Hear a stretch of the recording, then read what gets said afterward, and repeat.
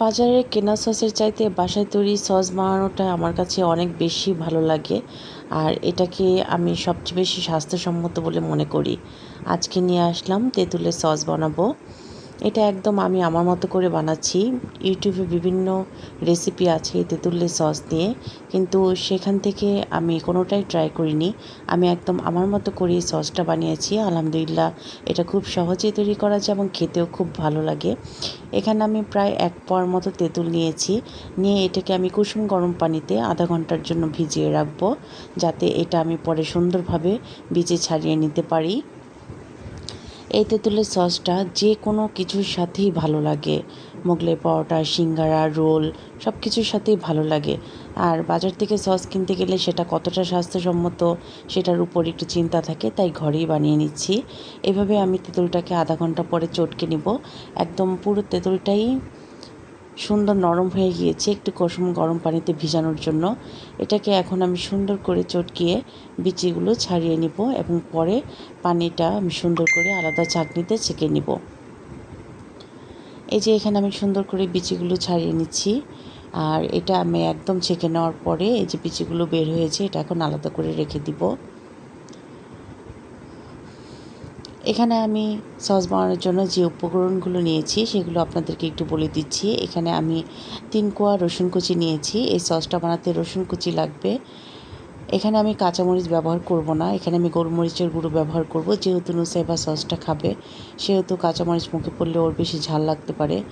আর এটা হচ্ছে কর্নফ্লাওয়ার, আমি একটি বাটিতে গুলিয়ে নিয়েছি। এখানে আমি 2 টেবিল চামচ কর্নফ্লাওয়ার দিয়েছি। আর ওটা তেঁতুলের গুঁড়া, আর এটা হচ্ছে জিরা আর মরিচ একসাথে টেলে আমি গুঁড়ো করে নিয়েছিলাম। সেটার গুঁড়া অল্প একটু আছে, শেষ হয়ে গেছে।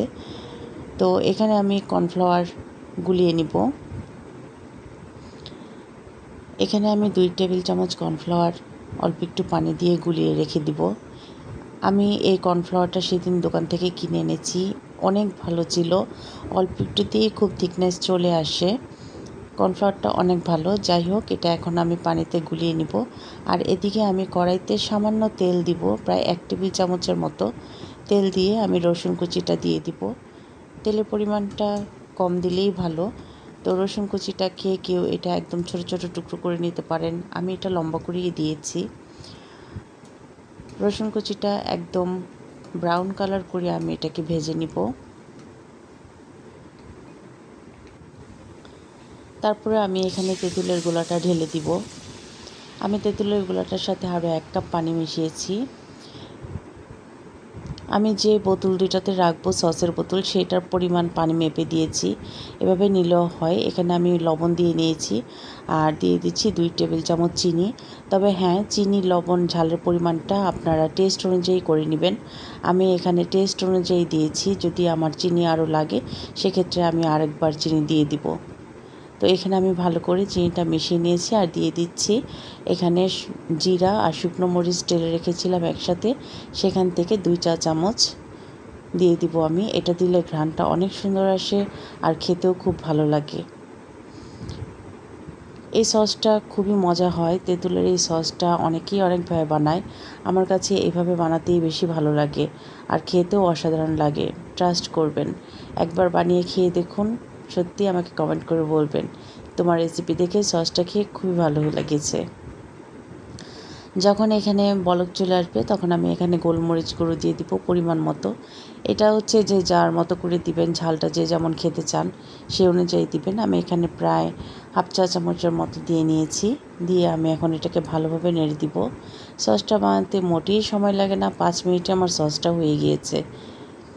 যখন পানিটা বলক চলে এসছে তখন এটার মধ্যে আমি গুলানো কর্নফ্লাওয়ারটা ঢেলে দিব। আমি এখানে প্রায় 6 চা চামচের মতো কর্নফ্লাওয়ার দিয়েছি, এতেই সুন্দর থিকনেস চলে এসছে। কর্নফ্লাওয়ারটা দিয়ে আমি বেশিক্ষণ নাড়াচাড়া করব না, কর্নফ্লাওয়ারটা দিয়ে আমি নামিয়ে ফেলবো। এখানে অনেকেই টমেটো সস ব্যবহার করে, আমি টমেটো সস দিইনি।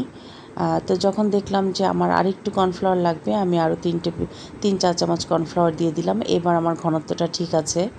দেখুন মাশাআল্লাহ কত সুন্দর একটা ঘন তৈরি হয়ে গিয়েছে আর সসটাও দেখতে কত সুন্দর হয়েছে। এভাবে খুব সহজেই ঘরেই তৈরি করে ফেলতে পারেন বিভিন্ন টাইপের সস। আর আমার কেন জানি জিনিস ঘরে তৈরি করে খেতেই বেশি ভালো লাগে। অনেকেই বলে এত ঝামেলা ভালো লাগে না, বাইরে থেকে কিনে এনেই খেয়ে ফেলবো, কিন্তু আমার কাছে সেটা ভালো লাগে না। আমার কাছে মনে হয় ঘরে তৈরি জিনিসটা বেশি খেতে সুস্বাদু হয়। একটু ঝামেলা হয়, তবে ভালোই লাগে।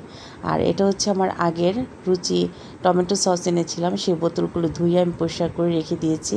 এই দুটো বোতলেই এখন আমি সসগুলোকে ভরে নিব। আমি এই দুটো বোতলে পানির পরিমাণ দিয়েই আমি সসটা বানিয়েছি। আমি একটি নল নিয়ে নিয়েছি এবং সেখানে আমি সসগুলোকে ঢেলে নিচ্ছি। অবশ্যই ঠান্ডা করে ঢালতে হবে। আমার একটা ভরা হয়ে গিয়েছে, এখন আমি আরেকটাতে দিব।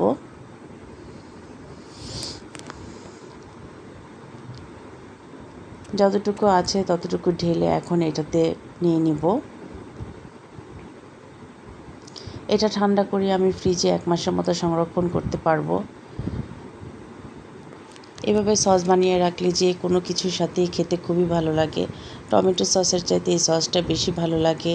এটা মোগলাই পরোটার সাথেও অনেক সুস্বাদু লাগে, সিঙ্গারার সাথেও ভালো লাগে। এই যে দেখুন কত সুন্দর হয়ে গেল আমার টমেটো সস। 2 বোতল সস পেয়েছি আমি এখান থেকে। যাই হোক, আজকের আমার এই রেসিপিটি কেমন লেগেছে অবশ্যই আমাকে কমেন্টে জানাবেন। আর নুসাবার চ্যানেলটি ভালো লাগলে অবশ্যই চ্যানেলটি সাবস্ক্রাইব করে পাশে থাকবেন।